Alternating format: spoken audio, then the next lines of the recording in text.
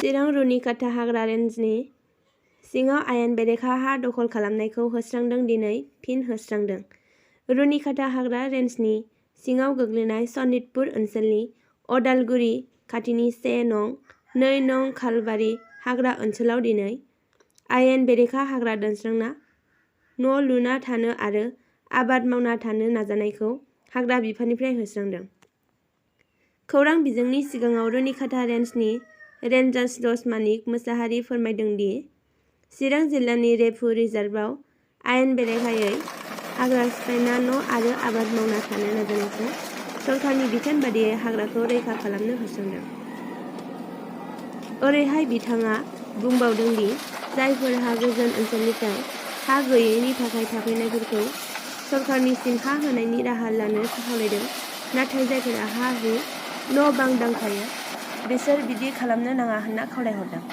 बेराफारसे होखारजानाय सुबुंफोरा खौरां बिजोंनि गेजेरजों फोरमायदों दि हा गैजायैनि थाखाय न' लुना थाफैनायखौ सरकारा सिगां जागायनाय थेवब्लाबो बिसोर गोरलैयै बे सुबुंफोरा सरकारनि बर' हारिखौल' मानो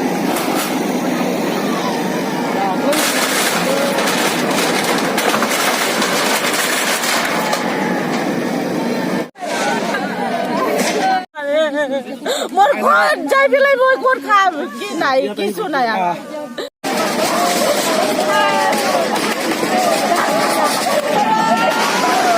बांफोरखौ दिनै फरेस्टनिफ्राय फैनानै जोंनि न'फोरखौ सिफायलांबाय आरो जोंनि खुलुमग्रा न' गिर्जाखौबो सिफायबाय। जोङो थांनानै बबेयाव थाहैनो? जोंनि जिहेतु बड'लेण्ड बिटिआरनि हा बेवहाय जोंहा मोन्थाय दङ आरो जोङो बुबाबो सौबाबो जोङो जेरावबो थाङा, जोंनि गथ' गथायखौ लानानै जों बेयावनो थागोन। जोंखौ जियानो खामा मानो। जोङो 2016निफ्राय जोङो न'फोर लुनानै थानो हायाखैमोन, बिदिनो फिसा फिसा बादा लुनानै दङमोन। दायो जोङो जि एसे हाजिरा खामला मावनानै जों तिलपारफोर खानानै थाबाय। बेखौ दिनै फरेस्टफोरा फैनानै जोंनि न'फोरखौ संहार खालामदो आरो बिजों लोगोसे जोंनि खुलुमग्रा न'फोरखौबो सिफायदो। जों बेवहाय गोबां दुखु मोनदों आरो जोंनियाव सिन्था बेबायदि दुखुआ फैदो। गासै बेसेबां रायजोफोर दं बे? जोंनि बे एरिया खिनिया जोंनिया 7टा गामि दङ आरो बिथिं गोबोरखिथि दङ आरो बिथिं दैलामथि दङ। जोंनि गामिया बेखिनियानो। जों गिर्जा न' गंथामखौ जोङो मादा खालायदोंमोन। जोंनियाव बेप्टिस्ट, लुथार, काथलिक दङ। बिसोर मानियाखै, गावसोरनि आयेनखौ गोरा खालामनानै बिसोरो बेबायदि सिफायनानै थांबाय। बेवहाय अयनाय जादों बिसोरनि सिफायनाया। बेवहाय जोंखौ अननानै जोंखौ नायनांगौ, बिनि उनावनो जोंनो न' होफिननांगौ। जोङो बेबायदि गिर्जा न'खौ सिफायबा जोङो मासबाद जिंगाबिलनिफ्राय आङो नोंसिनोथ' खोन्थाखादोंमोन न' सिफायगोन होननानै बिसोर। न' सिफायगोन होननानै खिथादों, होमबाबो जों बबेयाव थानानै थांनो? जों थांनो हाया, जों बेयावनो थानानै जों थागोन। काथलिक जिराय बियो आरो जोंनि बेप्टिस्ट आरो लुथार दंबावो।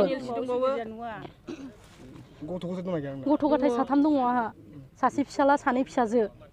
आं बेबायदि गैयिनि थाखायनो बेबायदि माबायाव राजस्थानाव बे मावरिया स्कुलाव आं दोनहैयो। सासेखौ 9 मोनबाय, दायो क्लास 9। न'खराव हा हु दंना गैया? न'खराव सिगाङो जोंहा हा हु दङमोन, ओमफ्राय जिंगाबिलावहाय दै होखाजोबनानै जोङो रिलिफ जानानै ओमफ्राय दायो फैबाय। मिसा होनदोंबा नोंसोर नाय, जिंगाबिल मासबाद फाग्ला दैया होखारदो जोंखौ। दाबो रिलिफआवनो दङ खायसे फिसाफोर। जोङो हा लाफैदोंमोन, जोंहा जेबो गैजारोङा, गैया फिसा फिसौ थाखाय जोंहा जेबो गैजारोङा फिसाफोर। बबे गामि? दिखियाजुलिनि। 4 बोसोर जाबाय। सिगाङाव बेबायदि ओहो। बिसोरथ' खोन्थाखानाय जादोंमोन जेनेबा न' सिफायगोन होननानै। सिफायगोन खोन्थादोंमोन दा? खिन्थायाखै, माला खिन्थाफेरा। नै एबारसो नटिस हरदों नोंसोरो। जों आगोलनिफ्राय मिथियाखै बेबादि सोगोन होननानै। जाबाय। दिनैनि जिखौ नोंथांमोननि इलेक्सन खालामबाय, बेनि सायाव मा बुंगोन? जिहेतु इलेक्सनाथ' खालामखानांगौमोन, जिहेतु बिथांमोनहा बेयाव बे जोंनि चिरां रेफु रिजार्भआव इलिगेल भाबै गोबां न' लुनानै इनक्रस खालामनानै न' लुनानै थानो सेस्था खालामदों बिसोरो। दा बिथांमोनखौ जोङो नटिस होदोंमोन, लिफलेटनि गेजेरजोंबो फोरमायनाय जादोंमोन जे बेफोर जायगानिफ्राय ओंखारलांनो थाखाय जों नटिस होसेयावबो बिथांमोनहा ओंखारलांनो हायाखै, जायनि थाखाय जोङो दिनैनि बे इलेक्सन प्रग्रामखौ लानांगौ बायद' जादों। बेहाय जों नुनो मोनदों जे नोंथांमोननि डिपार्टमेन्टआ मोनसे धोरोम न'बो सिफायदों। बेहाय रायजो राजा बिथांमोना, बे आइजोफ्रा मोनसे गाबखानायखौ जों नुनो मोनदों। जिहेतु बे ओनसोलफोराव सुबुङानो थानो मोना जिहेतु आरो बेयाव गिर्जा थागोन मन्दिर थागोन बेफोरबो जिहेतु सुबुंजों सोमोन्दो थानाय जिनिस बेफोरखौबो जों सिफायलांनांगौ जादों जोंहाबो सेन्टिमेन्ट दं धोरोमनि फारसे खिन्थु दंब्लाबोथ' जों उफाय गैया जिहेतु सरकारनि निर्देश जों गासिबो बेखौ सिफायलांनांगौ जायो मा मा जायगाखौ खालामदों दिनैहाय जोङो उदालगुरिनिफ्राय सुरु खालामदों आप टु गोबोरखिसिम जों जेसेबां हायो बेखौ जों खालामलांनो सेस्था खालामगोन जों मिथिनो मोननायाव बे जायगायाव थाफैनाय मानसिफ्रा माखासे हाजो जायो हाखौ खुरखानायजों गोबां खस्थ'नि दारै बेवहाय थाफैदों जों खोनानो मोनदों दा मोजां सोंदों नोंथाङा जे नंगौ जोंनि सोंनायनि गेजेरावबो बिथांमोनहा सोरबा बुंदों जों लेन्डलेस मानसि आरो सोरबाया लेन्डलेस नङा दा बिनि गेजेराव जों सार्भे खालामनानै मोनदों नंगौ बिथांमोनहा माखासे जायफोर दिखियाजुलि आरो नागालेण्ड बेफोर ओनसोलनिफ्राय फैदों बिथांमोनहा हयथ' हा गैयाबो जानो हागौ